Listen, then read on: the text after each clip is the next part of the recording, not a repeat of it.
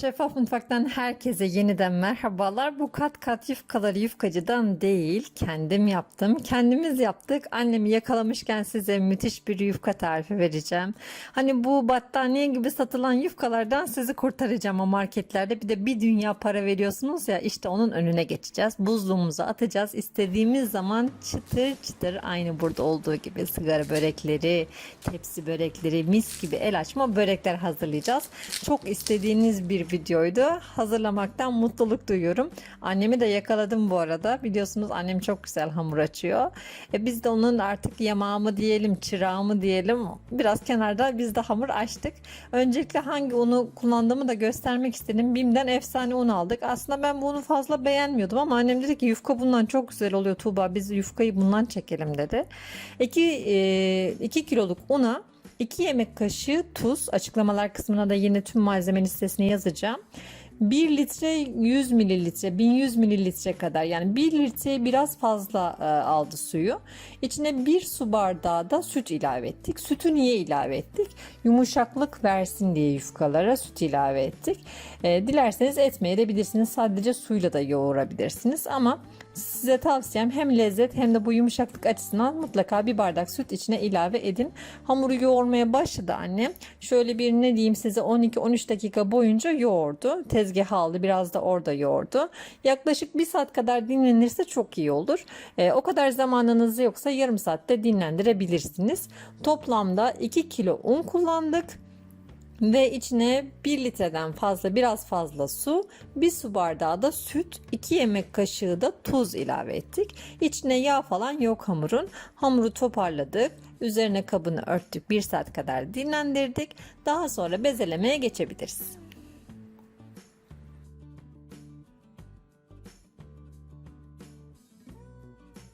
Bugün hamurları saçta pişireceğiz. Sizler dilerseniz bu ocaküstü saçlarda da yapabilirsiniz. Altında böyle bir hafif ateş olsun yeterli gelecektir. Biraz kurumaya ihtiyacı var. Kızartmayacağız hamuru. Önce yarısını böldü annem bezelerken kolaylık olsun diye. Mandalina büyüklüğünde bezeler yaptık. Şimdi saçınızın büyüklüğüne göre değişiklik gösterecektir. Daha büyük bir saç kullanırsanız bezenizi daha büyük.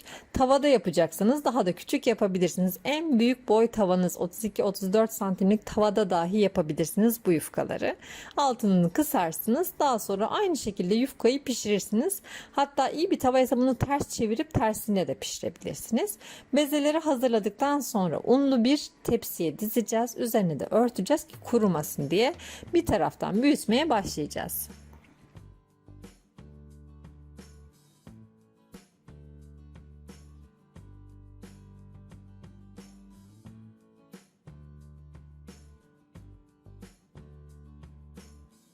Ağanın eli tutulmazmış. Ben de annemden tabii ki merdaneyi almadım.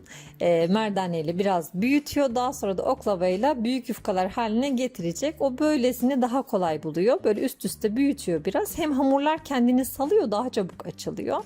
Daha sonra oklavayı eline aldıktan sonra merdaneyi de benim elime tutuşturdu. Ben bu şekilde büyüttüm. O da yufkaları açtı. Çünkü sacımız bizim hızlı pişiriyor. O yüzden yanmaması için, işte kızarmaması için çabuk çabuk döndürdük. Bunu pişirmenin bir tekniği var. Hemen göstereceğim. İlk yufkadan son yufkaya kadar göstermeye çalışacağım. Hızlı ve sizi sıkmayacak bir biçimde elbette. Açabildiğiniz kadar ince açın hamurları. İstediğiniz gibi böyle sigara börekleri sarabilmeniz için, çıtır çıtır gözlemeler yapabilmeniz için ince yufkalar tabii her zaman çok güzel oluyor. Bol unla açın muhakkak. Tezgahımızın üzerine bol unumuzu serptik. Yufkalarımızı açmaya başladık. Sacı da diğer tarafta kızdırıyoruz.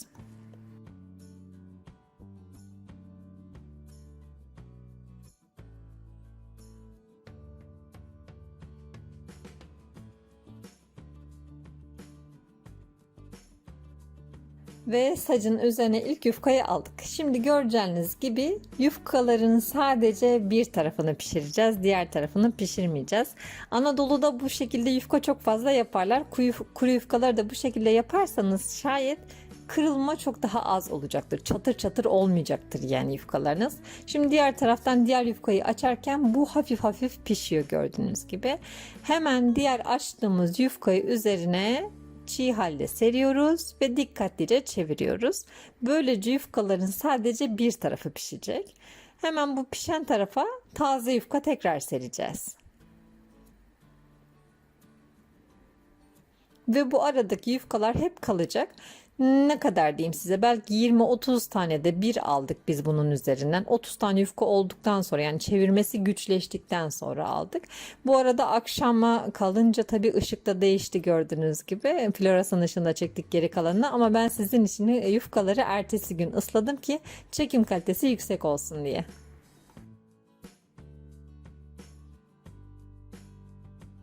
Ben bu kadar çeviremem ki derseniz de daha az yapabilirsiniz, ama çevirmek böyle güçleşmiyor üzerine çoğaldıkça. 10 tane falan, 10 taneye geçtikten sonra güçleşiyor. Bu şekilde yaparsanız yufkalarınız az kuruyacaktır ve ısladığınız zaman çok güzel, o yufkacıların yufkası gibi incecik, ipek gibi olacaktır.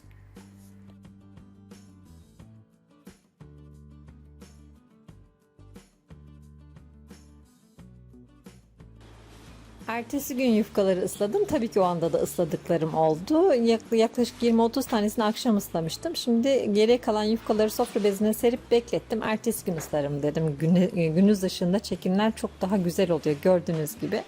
Şimdi bunları tezgahımın üzerine birer sofra bezi serdim ve yayıyorum. Nasıl ısladığımı göstereceğim. Bu çiçek püskürtme aletlerinden, çiçekleri böyle püskürtüyoruz ya, her yerde var bunlardan, 1 lira 5 lira.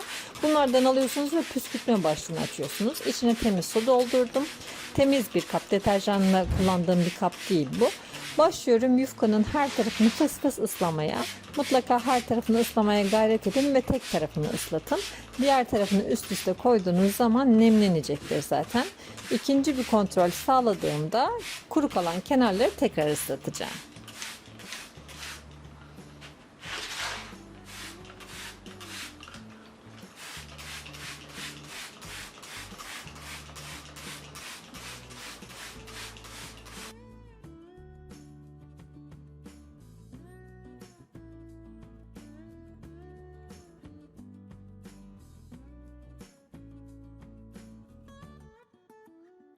Yaklaşık 15-16 dakika sonraki yufkaların hali bu. Yani birbirlerinin üzerinden kolayca ayrılıyorlar ve üst üste getiriyorum. Bazıları yırtılmış, hiç önemli değil. Onları tepsi böreğinde kullanırsınız mesela.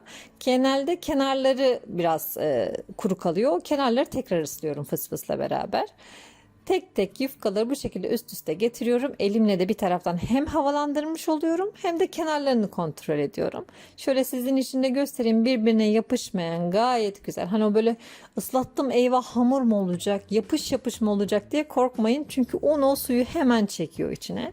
Gayet güzel yufkalarım artık hazır. İsterseniz hemen kullanın, isterseniz buzluğa atın. Benim gibi defaatle kullanın. İsterseniz buzdolabına koyun, 4-5 gün boyunca kullanın. 2 kilo undan 65 adet yufka çıkıyor bu şekilde. Tam bu boyda 65 adet beze yaptık biz. Gördüğünüz gibi sadece su püskürtücüsüyle birlikte onları yufka formuna kavuşturduk. Şöyle de yakından göstermeye çalışayım. Daha sonra da nasıl sakladığımı göstereceğim.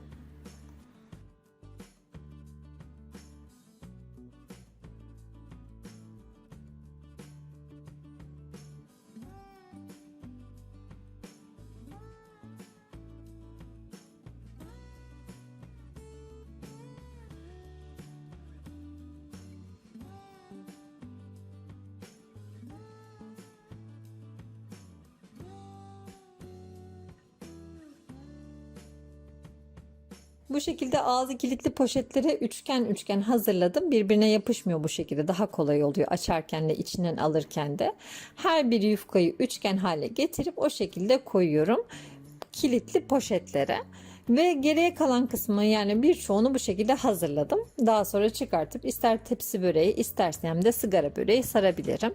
Bazılarını da hazır sigara böreği halinde attım. Bizimkiler sigara böreğini çok seviyorlar kahvaltıda. Fakat ne yazık ki içli yemiyorlar. O yüzden ben pipetle sarıyorum. Bu şekilde yaptığınız zaman hem peynir patlamıyor öyle yağ girdiği zaman. Bazı peynir eriyor, patlıyor biliyorsunuz insanın ağzına yüzüne. Bu şekilde yaptığınız zaman istediğinizle yersiniz. İçine peynir de yok. Acukoya mı bandıracaksınız? Efendim söyleyeyim, bala mı bandıracaksınız? Kalın bir pipet bulun, elinize edinin. Bu şekilde de kolayca sarın. Bunları poşete dolduracağım. İstediğim kadar çıkartabilirim daha sonra. Birbirine yapışmıyor buzlukta. Suyla birlikte uçlarını yapıştırmayı da ihmal etmeyin.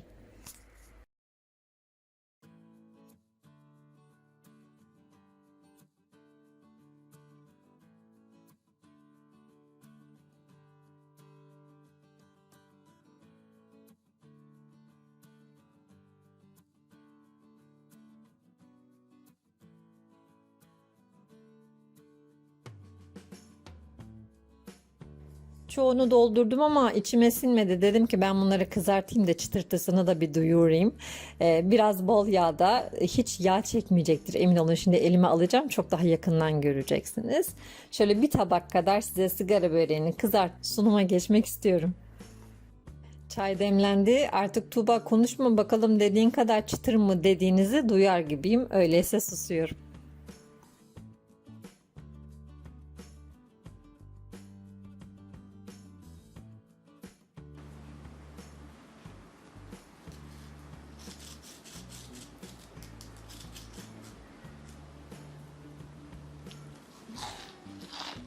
Affınıza sığınarak muhteşem bir böreği çıtır çıtır yedim. Gerçekten çok kolay ve yapılabilir. Elinize oklavayı alın ve başlayın yapmaya. Bir iki yırtılsın hiç önemli değil. Daha sonraları açılacaktır. Kimse annesinin karnında öğrenmiyor bu yufka açmayı. En iyi şekilde yufka açmanın tek yolu yufka açmaya devam etmektir. Bunları buzluğa gönderiyorum ve muhteşem börekler için inşallah hazırlar. Umarım sizler için de faydalı bir video olmuştur. Faydalı olduğunu düşünüyorsanız beğen butonuna tıklayarak bana destek olabilirsiniz. Kanalıma hala abone olmadıysanız abone olmayı ihmal etmeyin ve en yeni tariflerden ilk önce siz haberdar olun. Bu ve bunun gibi birçok tarif için kanalımı ziyaret edebilir. Videolarımızı beğenmeyi, paylaşmayı ve yorum yapmayı ihmal etmeyin. Yeni tariflerde görüşmek üzere. Hoşça kalın, afiyetle kalın.